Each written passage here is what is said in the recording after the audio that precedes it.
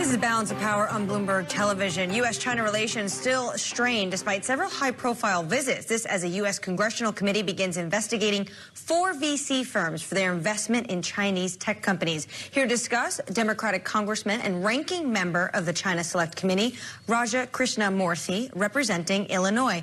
Congressman, thank you so much for your time. So you're looking into these venture capital firms. Concerns about their investment, where is that going? Whether or not it's to enhance Chinese technology that can go to the military or human rights abuses. If you were to find some nefarious actions going on in China, what's the legislative script then? Will there be a bill that you can pass that goes after American VC firms for putting money into China? Potentially. Those are what are called those outbound restrictions that you've probably heard and your viewers are probably very familiar with. The White House is actually now, I guess, finalizing its kind of draft of outbound investment restrictions with regard to China. And just to kind of set the stage for what's going on, it turns out that, American VCs have funded upwards of 40% of the VC investments that have gone into the AI sector in the People's Republic of China. And a lot of those investments, unfortunately, go to companies that then turn around and share that technology that they develop with the military, or they share it with their internal police who use it for facial recognition software and the like. So we are very concerned about these types of investments. Let's name names because your committee is doing so. There we see GGV Capital, GSR Ventures, Walden International, and Qualcomm Ventures. What is your investigation going to include, Congressman? How's this going to work?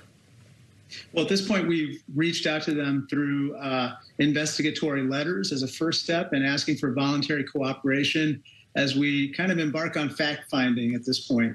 We're not making any conclusions or accusations, but we want to understand the nature of their investments, communications surrounding those investments, and, of course, how they were used. I spoke on Bloomberg Radio with the chairman of your committee, Congressman Mike Gallagher, and he talked on Bloomberg Sound On about the challenges facing U.S.-China relations and what he seems to think is too light of a hand, I think, by the Biden administration. Take a listen. I'd love for you to respond. Here he is. The risk of what I call zombie engagement is not only that it fails, like engagement failed for over 20 years, but that it slows us down because we make concessions to get to the table, while at the same time the CCP does not stop in terms of the aggressive activities they're launching against us. As the ranking member on the committee, as the Democrat congressman, do you think the Biden administration is guilty of zombie engagement with Beijing? I like Mike. I respect him. We work very well together. But on this point, I tend to disagree. I think that, first of all, I think the premise of his argument is that somehow we were making concessions in order to begin these talks or engage in this dialogue. And clearly, the testimony, the evidence shows that we haven't made those concessions. In fact, yesterday, the witnesses that appeared before us on Capitol Hill, emphatically emphasized that, and we haven't seen any evidence to the contrary. The second point is, look, you got to have dialogue. You got to be talking. When you're talking, you're not fighting. Now, of course, actions speak louder than words, and so we have to see these talks, we have to see these meetings transform into meaningful action on the part of the Chinese Communist Party, curbing its aggression, both militarily and economically and in other ways, too.